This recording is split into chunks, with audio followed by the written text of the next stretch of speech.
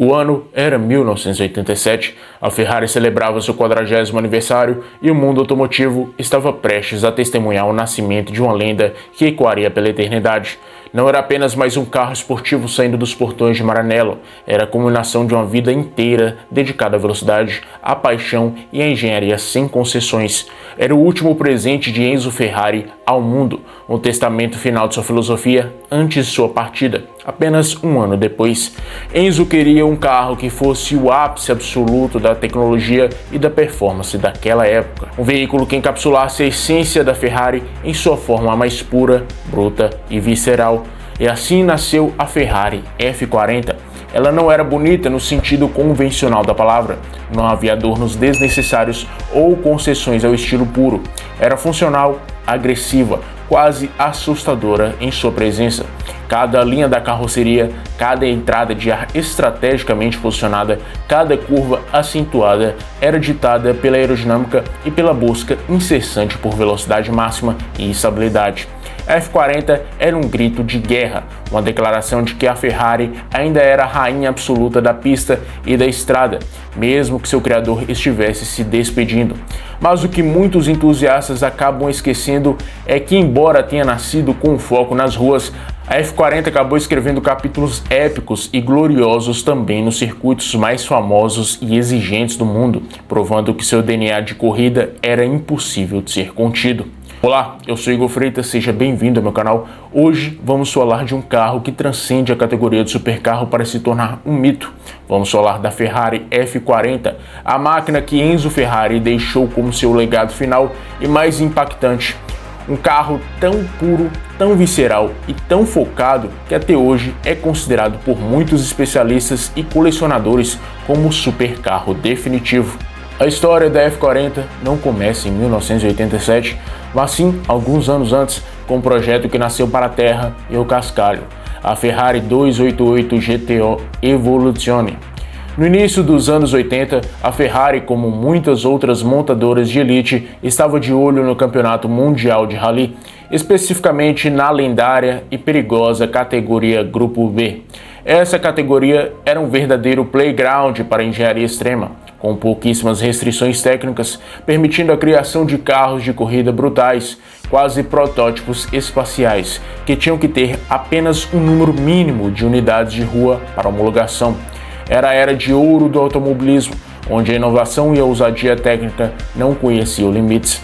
A Ferrari desenvolveu a 288 GTO original e, em seguida, a ainda mais extrema 288 GTO Evoluzione, com a intenção clara de competir no Grupo B. Este projeto já apresentava muitas das soluções técnicas revolucionárias que seriam vistas na F40, como o chassi tubular reforçado e o motor V8 biturbo montado longitudinalmente. No entanto, a categoria foi abruptamente cancelada em 1986, após uma série de acidentes trágicos que expuseram os perigos de carros tão potentes e pouco regulamentados. Enzo Ferrari se viu com 5 unidades da 288 GTO Evoluzione e nenhum lugar oficial para correr com elas. Mas Enzo, com sua visão aguçada, viu ali a oportunidade de criar algo ainda mais especial, um carro que seria a síntese de tudo o que a Ferrari representava. O desejo de Enzo era cristalino. Ele queria um carro que celebrasse os 40 anos da marca de forma inesquecível, mas que também fosse um legado pessoal, um supercarro que não fizesse concessões ao conforto ou à moda. Ele queria um carro que fosse uma resposta direta aos críticos, que diziam que os carros da Ferrari estavam se tornando muito luxuosos, pesados e confortáveis. O objetivo era simples, mas audacioso: ser o carro mais rápido, mais potente e mais caro que a Ferrari já havia produzido até então. E eles conseguiram superar todas as expectativas. A F40 não era um laboratório para o futuro distante, como o tecnológico Porsche 959. Ela era uma aceleração do presente e da alma mecânica de Maranello. A F40 seria o oposto absoluto: espartana, brutal, barulhenta e sem filtros. O projeto foi tocado em segredo absoluto por uma equipe pequena e altamente dedicada, liderada pelo engenheiro Nicola Materazzi. A F40 era uma obra-prima de engenharia que abraçava a simplicidade e a funcionalidade acima de tudo. Cada componente, cada parafuso, cada painel foi projetado com um único propósito: performance máxima. Não havia espaço para luxos desnecessários, isolamento acústico ou eletrônica intrusiva. Era você, a máquina e a estrada, em uma conexão direta e sem intermediários. No coração da F40 pulsava um motor que se tornaria lendário. Um V8 de 2,9 litros, equipado com 2 turbocompressores IHI japoneses, intercoolers generosos e um sistema de injeção eletrônica Weber Marelli de última geração para a época. Este motor entregava impressionantes 478 cavalos de potência a 7.000 RPM e um torque de 58,8 kgfm a 4.000 RPM. Para o final dos anos 80, esses números eram simplesmente estratosféricos, colocando a F40 em um patamar de performance que poucos carros de rua ousavam sonhar. A F40 foi um dos primeiros carros de produção em série a utilizar turbocompressores de forma tão agressiva e bem-sucedida. Os dois turbos IHI trabalhavam em conjunto para entregar uma onda de potência que era ao mesmo tempo viciante e aterrorizante. A experiência de aceleração era visceral, um assobio característico dos turbos e o rugido metálico do V8, preenchendo a cabine sem qualquer isolamento, lembrando ao piloto a cada segundo que ele estava no comando de uma fera indomável. Um detalhe técnico fascinante era o sistema de escape com 3 saídas centrais. As 2 saídas laterais eram responsáveis pela exaustão principal dos cilindros, enquanto a saída central, um pouco menor, liberava os gases das wastegates dos turbocompressores, criando um espetáculo visual e sonoro único.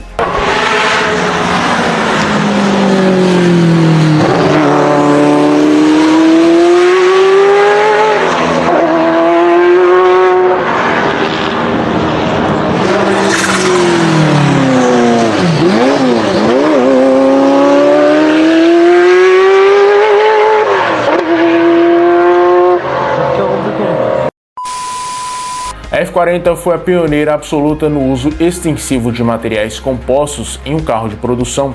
Seu chassi era uma estrutura tubular de aço de alta resistência, mas a carroceria era uma obra de arte feita de uma combinação revolucionária de fibra de carbono, Kevlar e alumínio.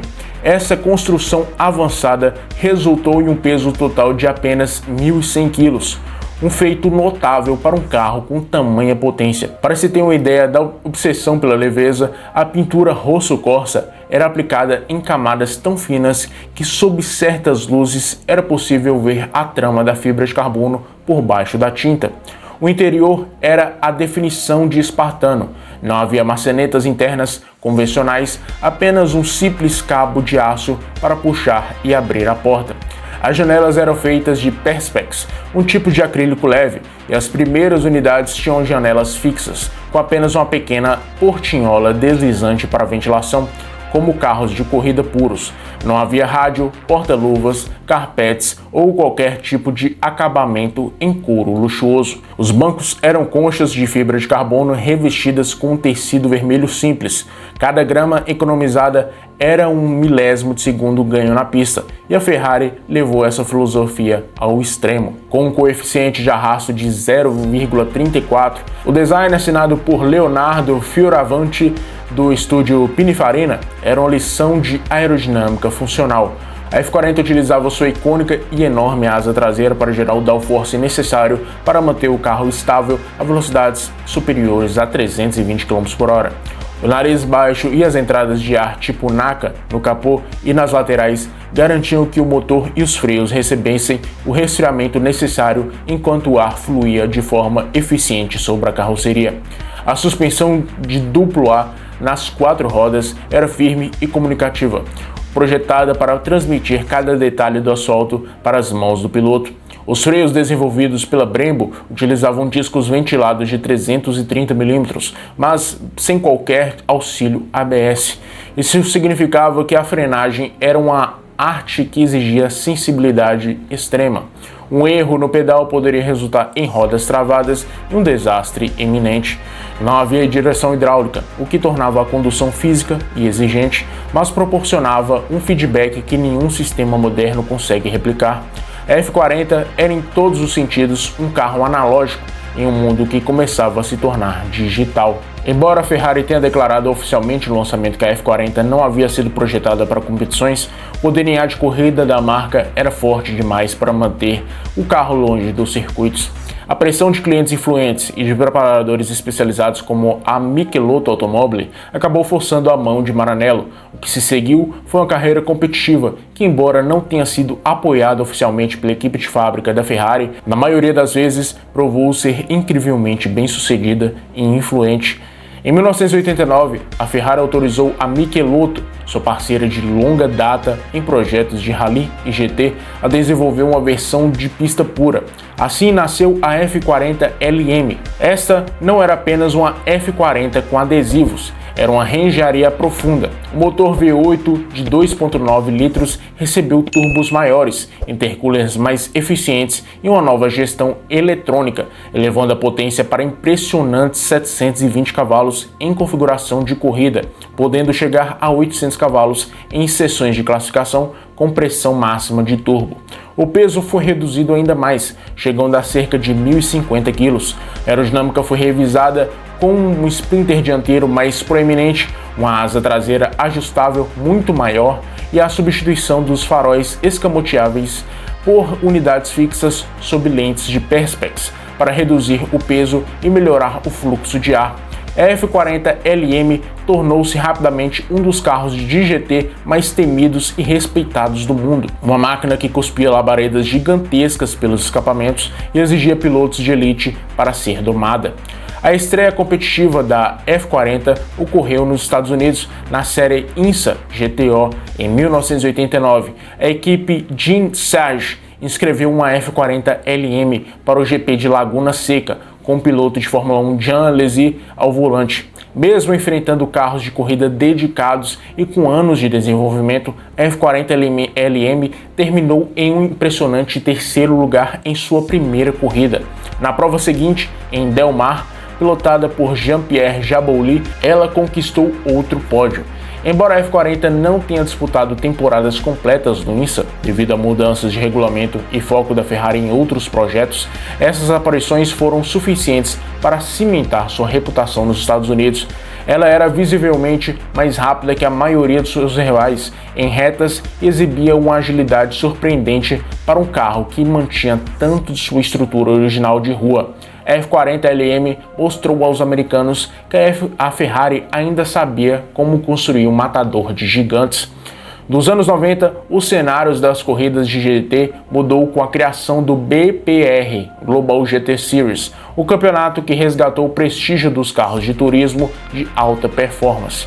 Foi neste palco que a F40 viveu seu segundo fôlego competitivo.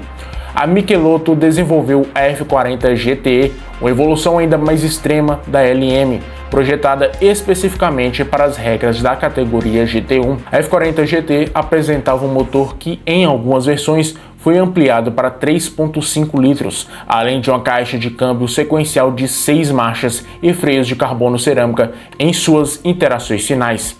Em 1994 e 1995, a F40 GT foi a principal rival do revolucionário McLaren F1 GTR, em circuitos que favoreciam a potência bruta e a frenagem, como o Vallelunga ou Understorp. A F40 GT conquistou vitórias memoráveis contra a McLaren, que era um projeto muito mais moderno e tecnológico. Ver uma F40 GT lutando contra uma McLaren F1 era o ápice do automobilismo de GT na época, um duelo de titãs que levava o público ao delírio. A F40 também deixou sua marca nas 24 horas de Le Mans. Em 1995, em uma das edições mais chuvosas e difíceis da história, um F40 GT da equipe Enea SRL terminou em um heróico 12º lugar na classificação geral e em sexto na competitiva categoria GT1. No ano seguinte, a F40 voltou a Le Mans, lutando bravamente contra os novos Porsche 911 GT1 e os onipresentes McLarens. Embora a F40 nunca tenha vencido Le Mans na classificação geral, sua presença era magnética. Ela era o último dos supercarros velha guarda, um projeto cujas raízes estavam nos anos 80, ainda sendo competitivo no meio dos anos 90, contra carros projetados com computadores muito mais potentes. Sua confiabilidade mecânica, muitas vezes criticada nos carros de rua, provou ser surpreendente nas corridas de longa duração, desde que mantida por equipes competentes. A F40 nas pistas era a prova viva de que a simplicidade e a potência bruta, quando bem executadas, nunca saem de moda. Não se pode contar a história da F40 sem mencionar seu arquirrival, o Porsche 959, lançado um pouco antes. O 959 era o oposto tecnológico da Ferrari. Enquanto a F40 era analógica e bruta, o 959 era um laboratório sobre rodas, equipado com tração integral inteligente, suspensão ativa ajustável, ABS e um motor boxer de 6 cilindros com turbos sequenciais. O Porsche era mais fácil de dirigir, mais rápido no 0 a 100. Ele fazia em 3,7 segundos contra 3,1 da Ferrari e muito mais luxuoso por dentro. No entanto, a F40 vencia na velocidade final, sendo o primeiro carro de produção a superar a barreira mágica das 200 milhas por hora, 322 km por hora, atingindo oficialmente 324 km por hora. Mas a verdadeira vitória da F40 foi emocional. Enquanto o 959 apontava para o futuro de assistência eletrônica, a F40 defendia a pureza da pilotagem. Nas pistas, essa diferença ficou clara. O 959 foi um mestre dos rallies, vencendo o Paris-Dakar, mas a F40 tornou-se a rainha dos circuitos de asfalto. A rivalidade entre esses dois carros definiu uma geração e estabeleceu as duas linhas de supercarros que vemos até hoje, os tecnológicos e os puristas. A F40 não é apenas um carro, é uma experiência transcendental para qualquer entusiasta. É um lembrete de uma era em que os limites eram definidos pela coragem do piloto e pela engenhosidade mecânica, não por linhas de código de software. Ela é a essência da Ferrari, destilada em sua forma mais pura, vermelha e barulhenta. É o supercarro definitivo porque capturou a alma do automobilismo e a trouxe para as ruas, com intensidade que muito provavelmente nunca mais será replicada na história da indústria automotiva. E você, concorda que a Ferrari F40 é o supercarro definitivo ou acha que o Porsche 959 levou a melhor nessa disputa histórica? Você conhecia a trajetória vitoriosa dela nas pistas ou achava que ela era apenas um carro de exibição? Deixe seu comentário aqui embaixo, quero saber sua opinião. Se você curtiu esse mergulho profundo na história da Ferrari mais icônica de todos os tempos, não esqueça de deixar o seu like, se inscrever no canal e ativar o sininho para não perder nenhum dos nossos documentários. Eu sou Igor Freitas e até o próximo vídeo.